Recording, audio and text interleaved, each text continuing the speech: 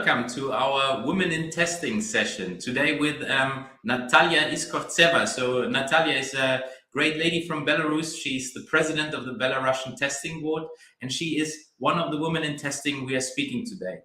So Natallia, you studied in Minsk at the Mechanics and Mathematics University, right?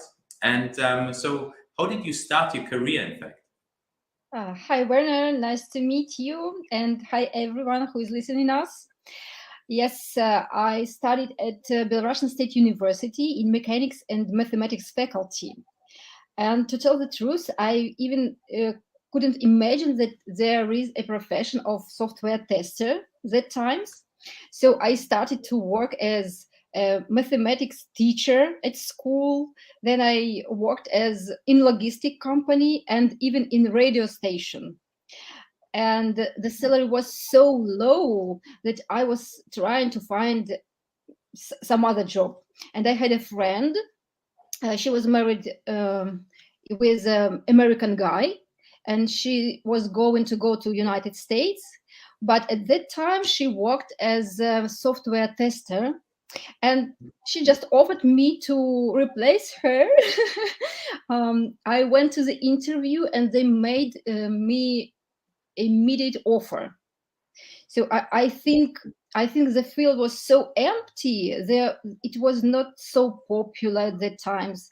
So, and I was quite smart girl, and yes, the salary was 5 or even 10 times bigger than I had before. So it was very good offer and very good chance to have more money and to develop as a professional. So like the IT field was in fact a way to come into a new field, also from earning, right, for you. Yeah, this was quite a new field. I even can't imagine what should I do. And they gave me a testing project. I tried to find some bugs. I was very nervous because I didn't know if I'm right or I'm wrong. I just tried to find something, and it was a big document with maybe 100 bugs. So they were very impressed. So how long is that ago, Natallia? How long what? How long is that? How long is that ago? So when was that? You finished university 2-3, so shortly after university?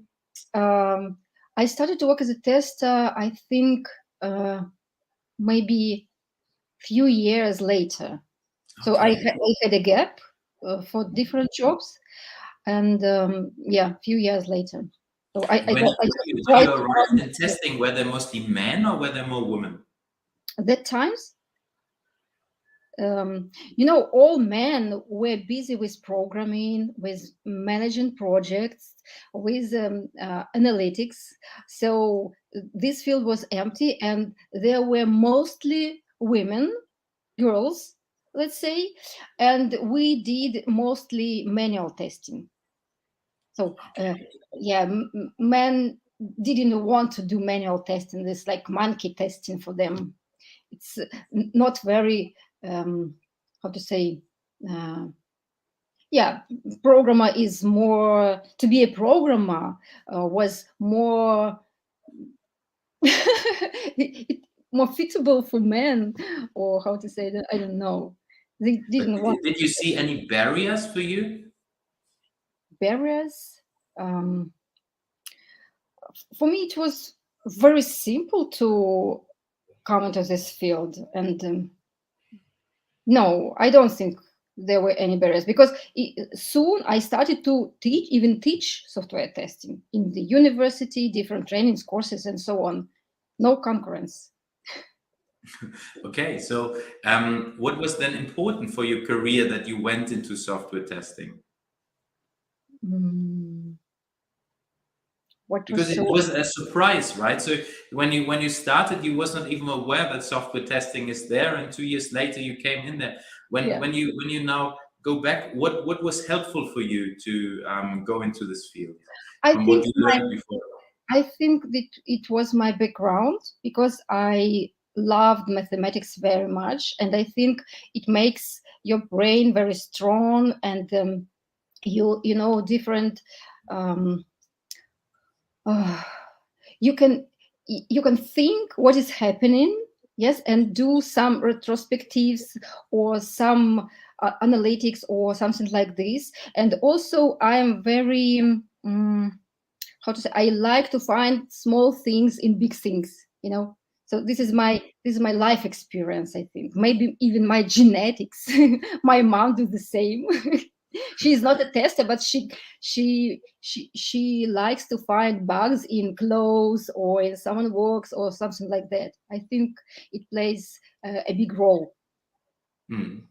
And when you look now back today, you're working more in the psychology and testing field. When you now look back these 17 years, in fact, in that area, what changed? Do you see changes happening?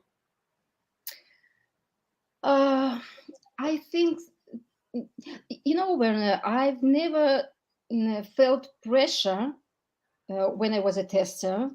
Um, for example, that men's have more possibilities and women's not. I think I'm a very lucky person, so it's very difficult for me to make some conclusions based to my experience. But if to say from the side of psychology, I can say that now it is easy for women to become an IT specialist, a tester or a programmer or a manager, because all these uh, feminism things and so on, they push things forward. And women now have more possibilities um, to be even a manager or an owner of the company and so on. I think Hmm. yeah, it's more easier now. So, and did you feel any kind of problems with men over that time, or you never had these issues in the career, or can you tell a little bit about that? Uh, as to tell, as if I would say about my experience, I think that men's helped me all the time. No problems, no concurrence or something like that. Because I had one very interesting story in my life when in 2009, when I wanted to bring an ISTQB in Belarus. It was very interesting and very nice experience, because I was not the only one who wanted to do this. There was a man, an owner of IT company, very strong man, good background, experience, and so on. And as you can see now, I won that time. Yes, Mm. it was. And I was pregnant that time. And I remember when I came to Vienna with a speech about Belarus, about our IT sphere, and so on, to become a member of ISTQB. I think this fact played a good thing for me, because Mm. in ISTQB there were many strong men, and I'm very how to say, um, so a small woman with big belly. And they said that I'm very motivated, so this was my motivation to I come. would I would never say that you are a small woman, Natalia. Clearly said that. But when you look now on that, I think you achieved a lot. In fact, you was one of the first women in ISTQB, and I think that's a really big thing. But it already shows that you are now since 14 years in ISTQB. I think that's also a long time, right? So we have also a good tradition of having strong women in our organization, and I think that's also part of our big success. But when you look back and when you would see now new women coming into the area of testing, what would you recommend them? What should they learn? What should they think about? Are there any recommendations you can give to them? Yeah, sure. First of all, I think that everybody who wants to go to IT should listen to yourself. If you really want to work in IT, or you just want to earn a lot of money, because many people think that they can earn a lot of money only in IT. But based on my experience, I can say you can earn a lot of money in any sphere, even if you're a teacher or something special. And then, for sure, you should have good technical background, and also you should know what is the difference between different professions, like tester, technical writer, manager, or programmer, or something like that.